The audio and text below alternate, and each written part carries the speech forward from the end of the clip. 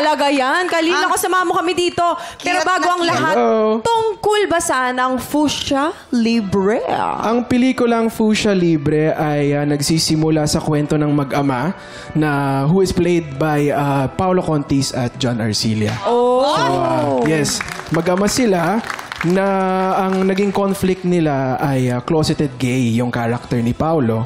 And then dahil sa pagpatong-patong na problema ng mag-ama, ay nag-decide si Kion, si Paolo Contis, na sumali sa isang underground pro wrestling circle. Ay, ang saya. Kaya siya nagsimula mag-wrestling. Tapos yung character ko, ako si Patron, ako yung head nung gayera, yun yung wrestling Ay, circle. grabe. Naku, abang-abang yan mga tiktropa. Pero ang tanong, ready ka na ba sa ulo ng mga balita? Yeah, ready na! Dahil dyan, meron tayong tatlong tiktropa na may kanya-kanyang kwento. Kailangan mo lang hulaan at i-match ang headline na tumutukoy sa mga kwento nila. Kaya naman, Khalil, ito na silipin na natin ang mga headline. Narito na ang Ulo ng Mga Balita! Headline number 1, tumawid sa nagbabagang uling para sa pangarap. Ay, aba. Headline number 2, dating tagapayong ng artista, ngayon artista na. Iba din. Headline number 3, theater actor, binato ng kamatis, pumatol sa hater. Ay, naku, the third. Headline number 4, VIP 7 beses tumira sa palasyo. Ayun. Huwag kang ano dyan. Eto na, tatlong headline ay totoong kwento dyan. Isa lamang dyan ay panggulo lamang. So, maaari kang humingi ng tulong sa ating mga memamayan audience. Ayan sila. Okay? Dahil sa bawat tamang sagot mo ay may pa-blessing tayo sa ating mga studio. Tiktropa. Nako, galingan mo, Khalil. Eto na, bibigyan ka namin agad ng clue tungkol sa tiktropang tumawid sa nagbabagang uling para sa pangarap niya. At ipapakita namin sa iyo kung bakit niya ito kinailangan gawin. Heto na ang ating mga tiktropa na kailangan i-match. Ang iba mo pang mga co-stars sa Fuchsia Libre. Simulan natin kay Randy Villarama. Action! Randy. Yes, Kuya Kim. Para umusad ka dito sa kumpanya natin, kinakailangan marunong kang lumakad sa apoy. Tatandaan mo lamang, gagamitin mo yung utak, mind over matter. Malalakad mo yung Mind over matter. Nagbabaga. Sige, simulan mo. Hindi ako mapapasok. Hindi ka mapapasok. Para sa pangarap ko. Para sa pangarap ko. Ituloy mo lang. Sige, lakad. Okay. Lakad na. Iyan na. Wala. Yan. Hop. Naku, ano nangyari? Nabatay. Very good. Kulang sa mind over matter to. Kulang. Cut! Eto na, eksena na rin si Sir John Santos. Action! Hello, John. Medyo nagdadalawang isip ako kasi mukha wala sa itsura mo pero I'm looking for somebody who can do the impossible. Kakayanin ko po ito. Alam niyo naman. Okay, nakikita mong bagay yan. Okay, kailangan mong tumawid dyan. Yes, alam niyo naman pong merong mga kinurunahan na beauty queen na lumakad sa lava. Okay. Lava. Kaya naman, kakailangan lava walk. Kaya kasi lava walk. Pak!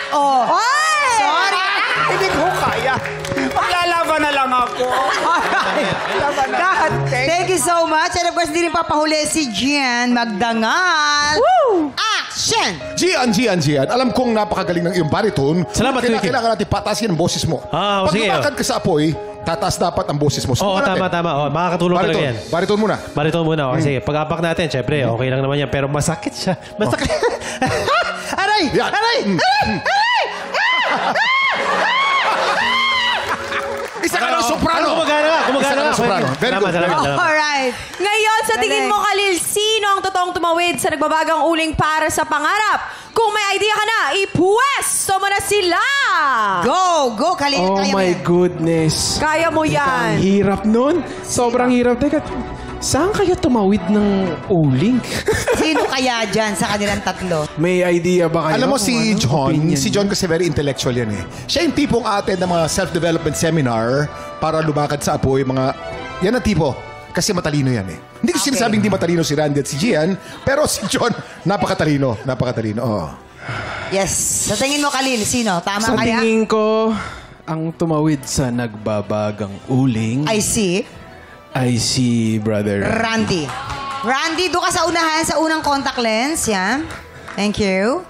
And how about si Gian? Sa tingin ko kasi, si Sir John, pasok siya dun sa dating tagapayong Tama. artista, ngayon Tama. artista na. Yan ang gawain ni John dati, noong 1990s. Nagte-training yan. Nagpapa-workshop ng artista sa comedy at sa improv. Yun nga, kasi siya yung mas matagal na sa industriya. So feeling ko siya yung mas pasok doon. Okay. Sir John, dito tayo. Dating tagapayong ng artista, ngayon ay payong na. Ay, di pala. Sorry.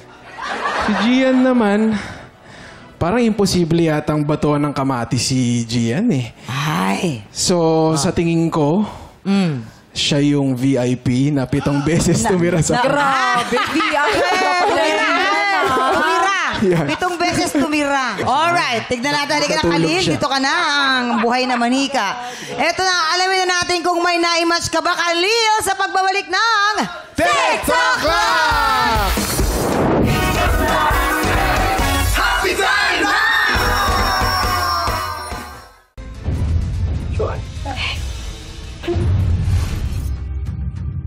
Tikman mo yung pinya ko.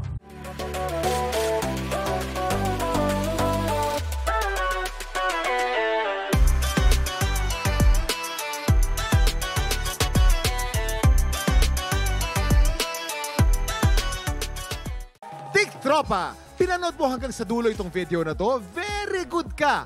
For more happy time, watch more TikTok Clock videos on our official social media pages and subscribe to GMA Network official YouTube channel.